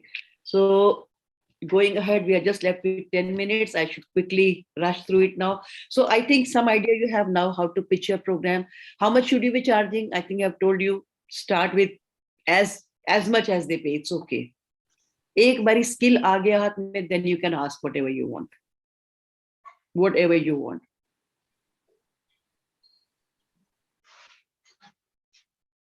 How to market yourself, I think that is similar to how to pitch, similar. So I am not marketing, but then you can hire people who can do marketing for you. You can have people who can do the licensing work for you. They charge some part of commission. I have not tried it, but I know there are people out in the market who would say, okay, we'll take 20%, 30% of your revenue and we'll get you clients.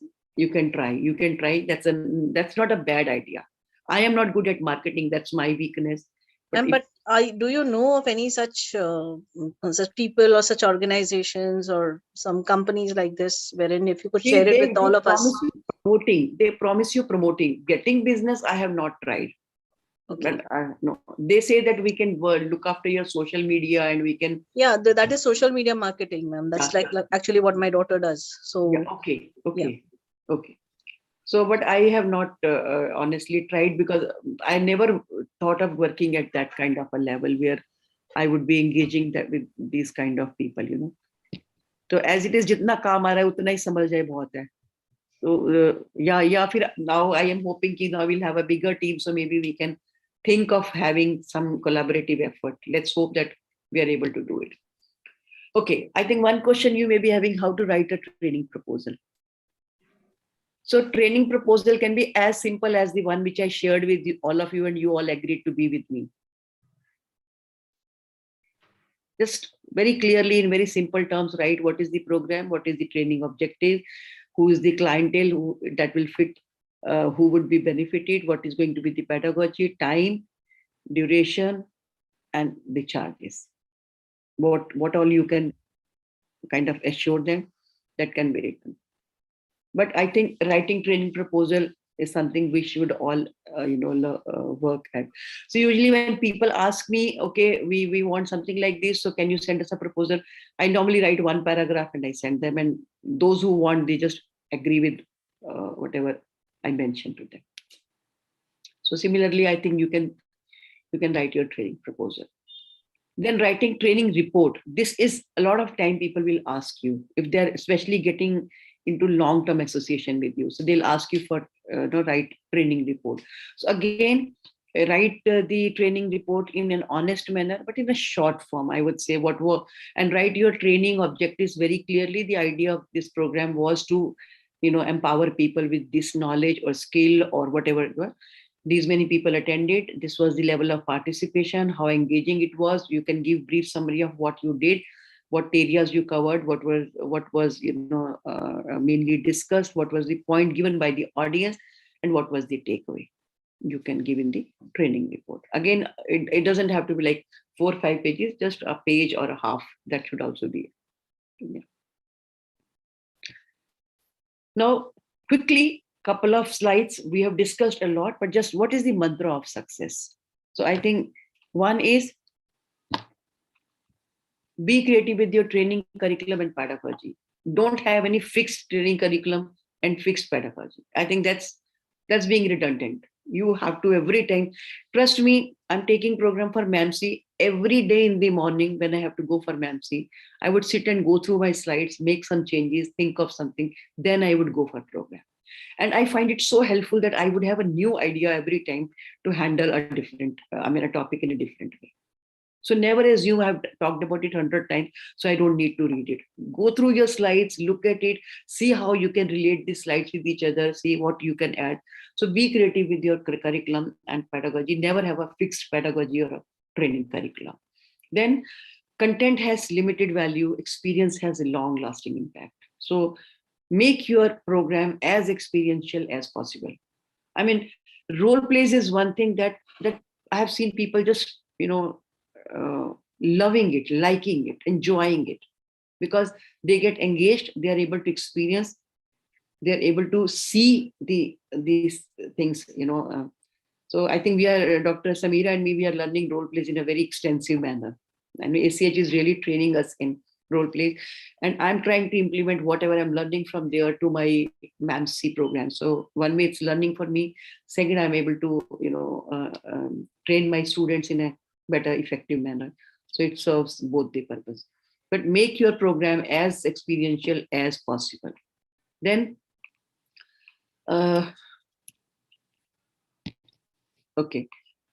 beginning and end should be very engaging and very well thought with clear carry home message.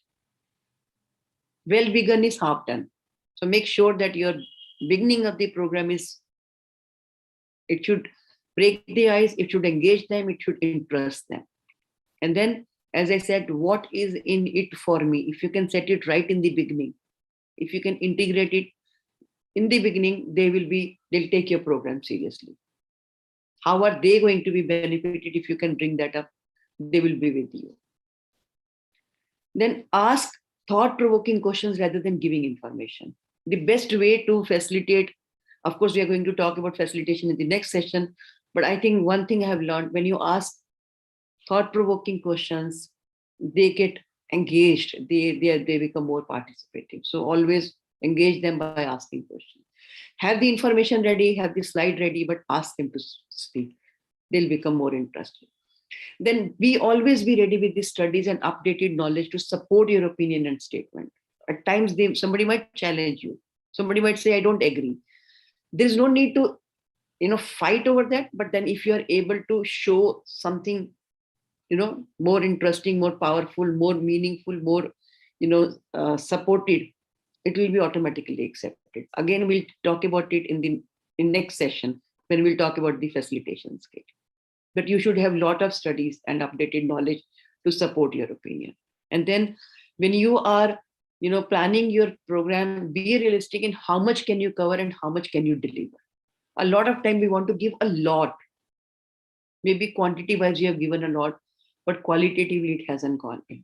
So I would recommend, make it qualitative, make it specific, and don't try to fit in everything. Let there be some more hunger for the next time.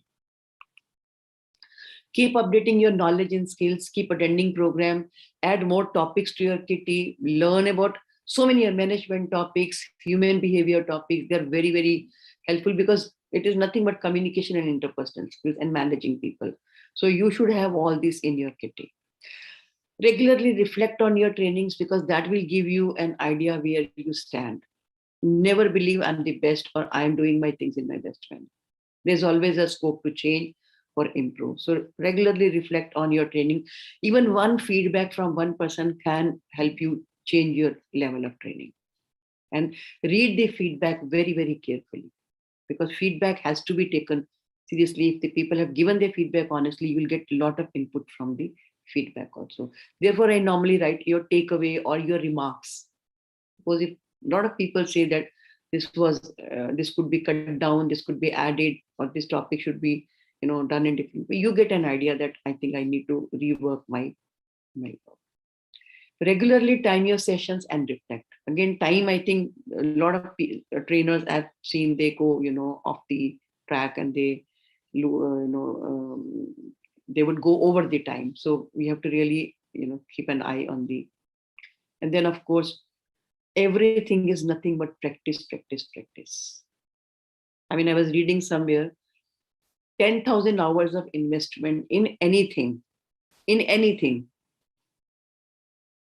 can make you master of your subject.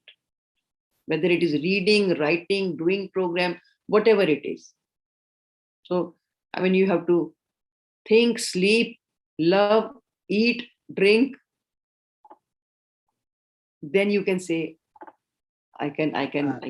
Ma'am, can I add it? Sure. Yes. The passion is always, and if you get an audience and if you get a chance. So I always believe a match in a sport, I'll follow a lot of sports psychology, ma'am. So it is said ki a real match with a weak opponent is always better than a net practice. So even those smaller places where you can get, so where I'm not a faculty cell, but and the people learn skills. So I say ki there are 5,000 of people holding your degree, and they will all learn those skills. But how you will be ahead of them, that X factor that I will be able to share with you, which will make you different from those, and you have learned all those skills and your medical skills. So that is one way to like. So true. So I believe let your work speak for you. I think, and that would only be if you are doing your work on regular basis. I mean, you have to be looking for the opportunity to practice your skills. And then, is there anything else that you think we need to add to it, or any other question on your mind? Yes, ma'am. Please. What I see, you are already a PhD in psychology, and that field deals with getting a sense of people and how will they reflect and all those things. So, and when we are dealing with people and those skilled ones with all diverse backgrounds, so how could a bit of psychology, human psychology, can be amalgamated into these programs? Not a full-fledged, but some aspects which will be able to help you in handling and delivering this program very effectively. So you might be having those insights as well. So I will actually be talking about all this in the next session, but just to answer and to satisfy your curiosity, 2-3 things which you can keep in your mind, which will greatly help you. One is, when you do your program, never do it with the idea of fault finding or blaming. If you start your session in a manner, you people are no good, you people don't do your job well, you are the one who is responsible for the violence and aggressive reaction, I think you are going to spoil your game. That is one thing. Never, and throughout your session, not only in the beginning, throughout your session, and it should not be even here. If it is here, it will come here. Even here, I don't have to have this. They are part of the system. They are outcome of the system. I mean, they maybe, yes, they are partially responsible. They are not solely responsible. We all know that there are many factors. That is one thing. Second is, if you want to align them with you, you have to align yourself with them first. So initially, even if they don't align, don't go back, stay there and be ready to align with them.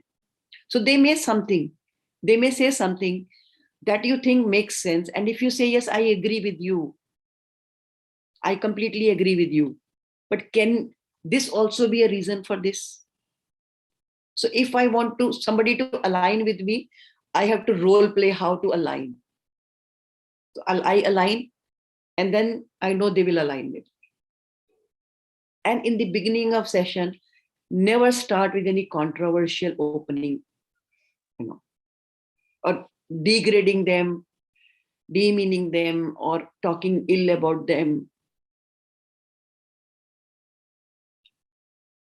Initially, if you stay neutral and positive and show that I am with you, I'm part of you, I'm here to help you,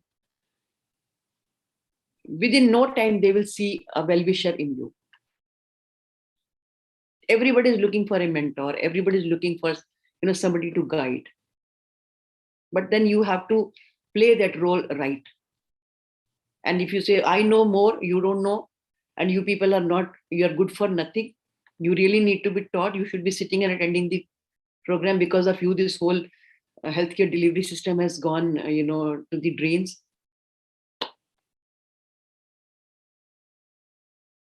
This is what I normally do. But of course, in the next session, we'll talk at length about how do you really handle difficult audience. That must be of interest to you.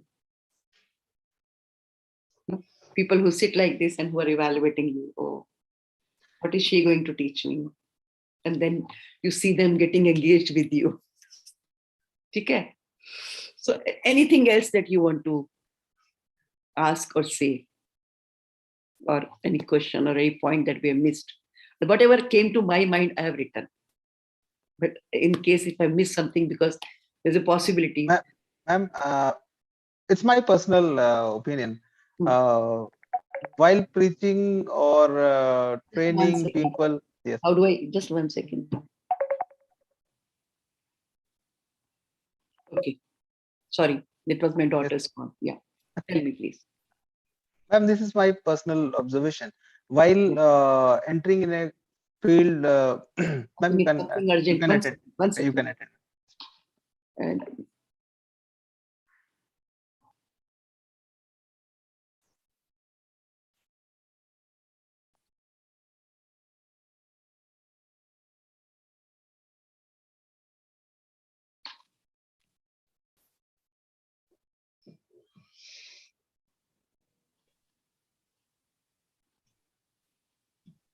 sorry, I'm so sorry.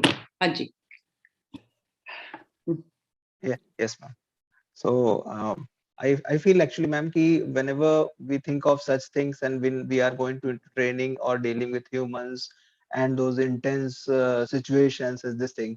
So one thing that we should be first at inner peace ourselves, rather than professional aspect is one thing that we need to be thorough professional, thorough trainer to have those.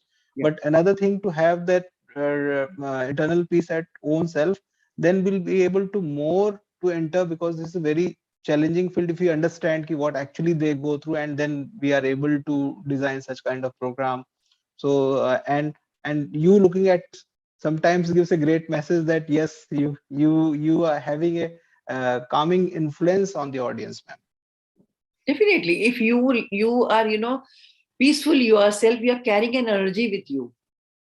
So when you go to your audience, and if they see you a positive person, a person wanting to genuinely help you, they open up. They usually open up. I think that has been a great thing to me. Except one or two experiences where I was really very, upset. I think at almost all places, things really worked very, very well for me. So, but I think the approach has to be very positive. This is something that I would say.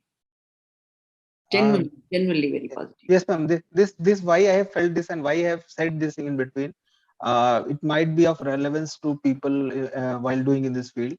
Like at times, what happens? There is a rude person, a rude patient, or the attendants. They create a ruckus, and the whole system goes against them. Yeah. So and then while training, I again felt this and used to tell them at the end of the day, in spite of all their follies, they are the people why we are here. Yeah. So we have to have always that upper hand to forgive that individual occasion or guilt of any problem and move on and to all. But because human emotions run high and people get okay, so all message goes down the line while dealing with this patient. So I've gone through these cases. So I always have to have that distinction. We are here because of this, and we should be trained enough and human enough to handle those things. So true. So true. Very true.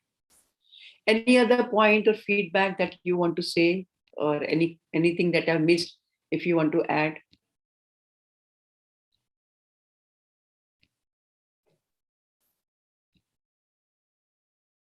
No? Then I'm sharing the feedback form for this session. I request all of you to kindly give the feedback. Give me a second to.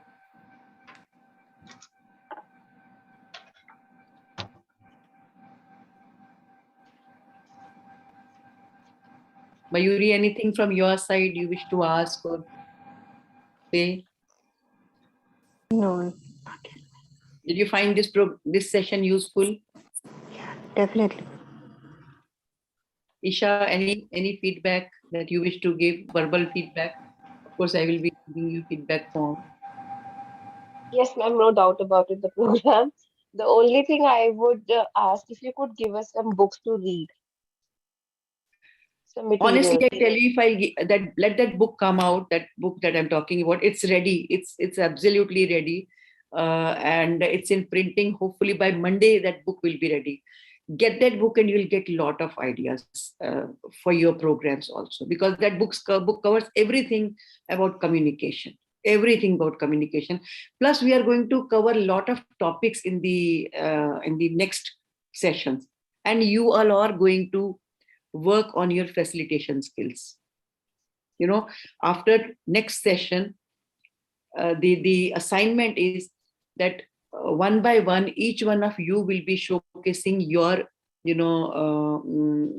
ability or your own understanding of one facilitation skill, and you will be displaying that. I'll be sharing the details with you. Let me just quickly share the link for the feedback form, and then we can. Ma'am, I have one question about the feedback itself. Yeah.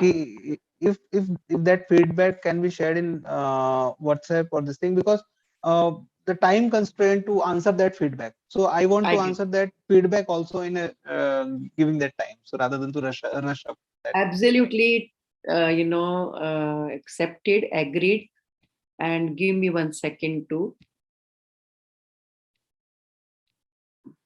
Give me 1 second. Yeah.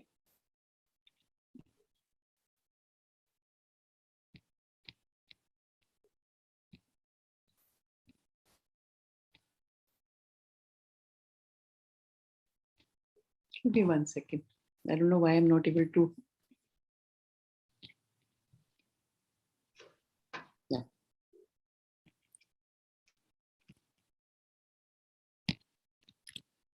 So I've shared the link in the WhatsApp group. Those who want to do it now, they can do the feedback right here, or if you want to give in the WhatsApp, perfectly all right. Absolutely no problem.